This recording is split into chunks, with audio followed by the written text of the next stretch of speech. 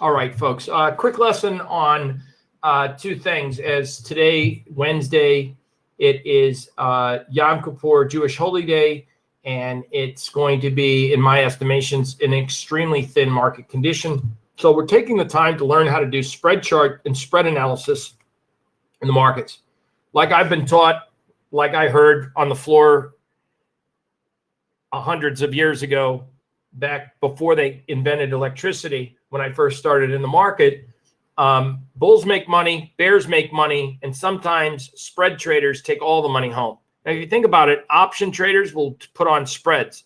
A relative comparative strength like the PMC indicator, which is our relative strength indicator momentum tool found on Thinkorswim, it is a spread relationship between one product comparing its percent change versus the S&P 500. We look at spread trades because there's a lot of different seasonalities. Sometimes spreads will give us the clue of underturned support, or maybe one market starts to show there's out or underperformance before we get technical signals. It'll give us like an inside trader's view of the market, an early warning system, so we can use it as a maybe early warning system. B, we could look for early trade signals. C, we could look at a lot of commodities which have long-term historic seasonal tendency trends, and we could look at these spreads. So the question is, people don't know how to do a spread chart on Thinkorswim. So the first thing that we look at to do a spread chart is you need to open up a chart on Thinkorswim.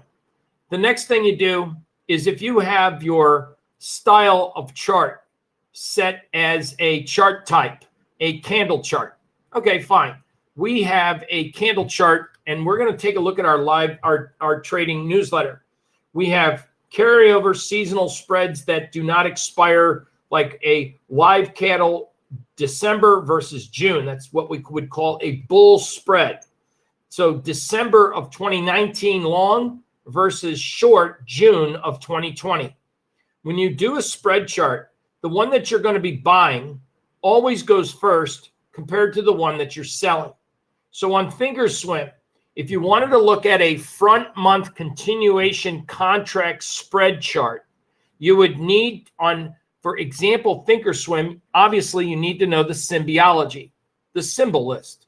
Now, Thinkorswim uses the electronic symbols. So with that said, you kind of have to go through the commodities and know what these symbols are.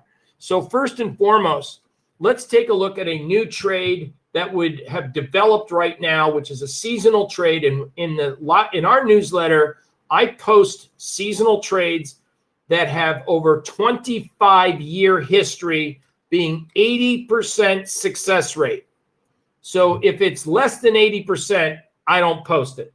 If it's no longer an effective spread, or a commodity is no longer as effective, I don't put it. Like, obviously, we're not going to post buy hogs, sell pork bellies, because pork bellies got delisted years ago.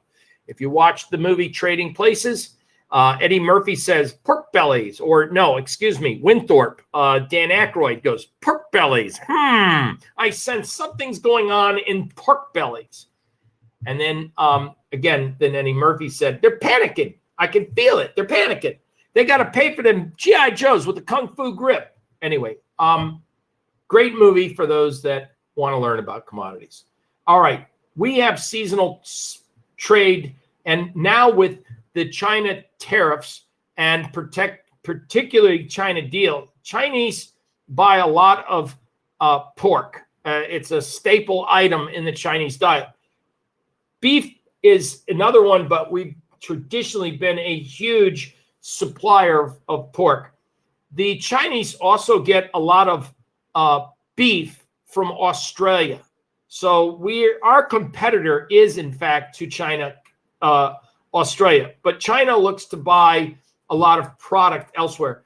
Chinese as a culture are not big dairy consumers. So cheeses and milks, those kind of things don't tend to sell well over in China. You don't hear about exports there.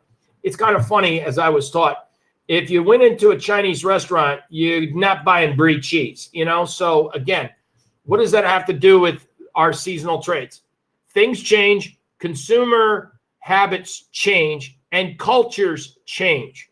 And so we have to be on guard for making sure when we do a spread trade, when you look at the seasonality, that we did not get what's called destructive innovation, or at least something that overrides, or maybe there's a change.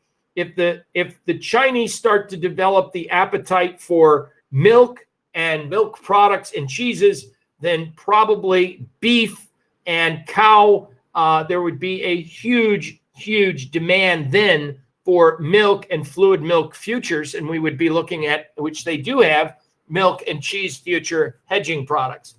As it is right now, we are going to take a look at why do I use these spreads. Number one, they have 80% chance of success over the last 25 years, and I do my due diligence to look to make sure that they still have relevance in our current culture. So now let's take a look at how would we create a spread to analyze whether this is a viable spread. So we're long D's. So on looking at Thinkorswim, you would go / LE is the symbology for the live cattle futures, but we are specific looking at Z, and I believe it's 19. Now, that means that we are looking to go long the December cattle December 2019 contract. Then take hyphen / we want to go HE, which is the electronic contract symbology for hogs, Z19, if I'm not mistaken. Hopefully we got that right. And now I hit enter. All right, now we have a successful chart of specific commodity contract of the December contract cattle long versus hogs. When long, you want to see a spread widen or become more positive. In other words, go up. So if you're long the market, you want to see the price, the difference of the price move higher. If you buy a spread after a huge rally, and that's not good. If you bought here at 53, just like a long position, it goes to 39, that would not be good. That's a bad thing. All right. So this particular spread is supposed to be a long entry on or about 10.3. Now, the difference between the pricing structure of hogs and cattle is they're both 400 or a $4 tick per hundredweight. So in other words, for every penny move from 40 to 41, for example, is a $400 move per futures spread. So in this case, October 3rd, the spread when you're supposed to get in the spread was right here on the open, on or about the 3rd, on or about the 3rd. Remember, spreads, you're looking at the general direction of the market.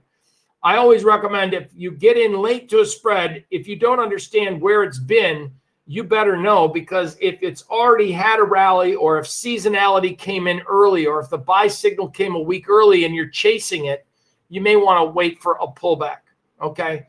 But this is how you look at the seasonality. In this particular trade, on or about 10/3, the holding date is almost 30 days. So here you have a market that's about the same price as it was.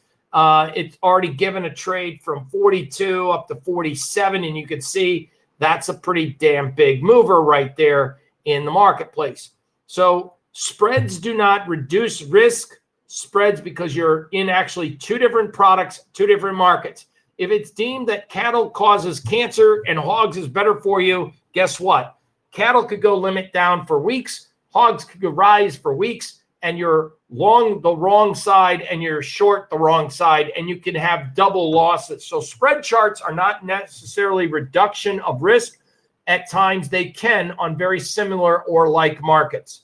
For an example, being long the S&Ps and short the NASDAQ 100. While both are stock indices and they track each other, the performance from day to day may vary. So day to day, you're looking for spreads to change over time, and you have to understand the inherent risks. The point of this video is to share with you, how do you create a spread chart? The more efficient way to look at a spread chart, rather than having now candlestick, is to go up here where it says style. Change the chart setting from a candlestick to a line chart. And you can see a little bit better the line chart of the pattern. You see at least a consecutive series where the market is starting to form higher lows, and then finally higher highs. And that's a positive. On a larger scale, we now have a market that has moved and made a swing newer high. And you would want to be looking and saying, if this is a healthy market, I want to see consecutive higher highs and higher lows and an upside channeling. So this is a market that would support that viewpoint, that longer term, this could be a decent spread chart. All right. Now, that's how to get monthly specific months together. So let's go with British pound. It's a little bit tricky on the commodity symbiology because I think it's /6B and again, Z19 / Swiss franc 6. Is it 6W? Let me double check. If you're not sure, go /SysW. No. 6F, Australian.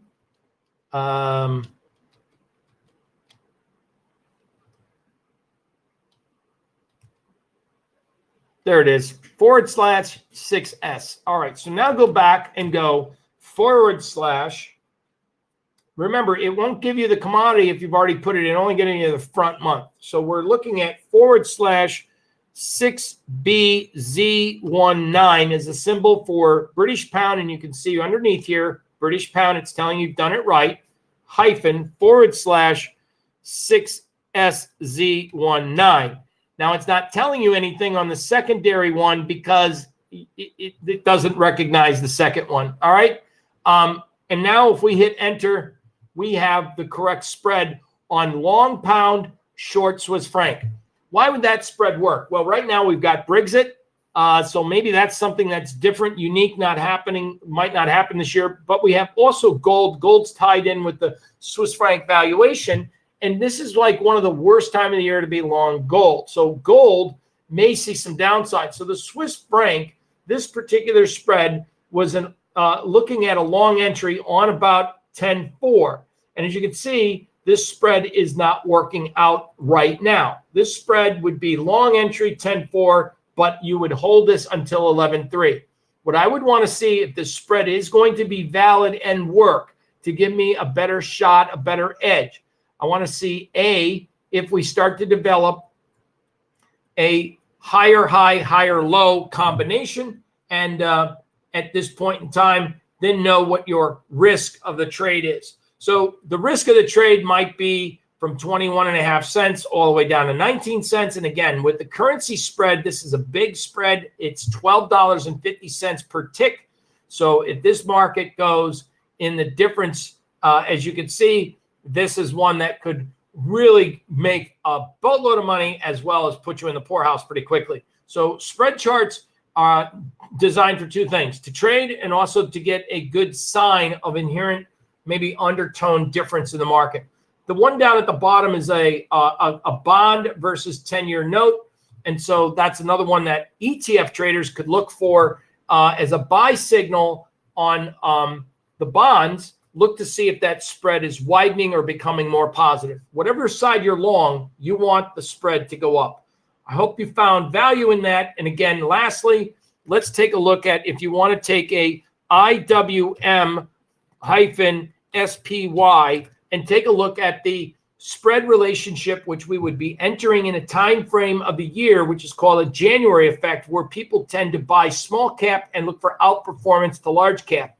As it is right now, the Russell relative to the S&P has been very steady and stable for the last month.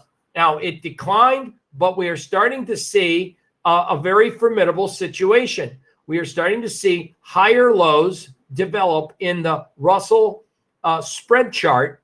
We haven't made a higher high yet, But if we start to see an uptick, this could be another good sign that we are seeing outperformance of the Russell, and it's time to get in long of the Russell versus the S&P and look for outperformance to the upside in small caps relative to blue chips.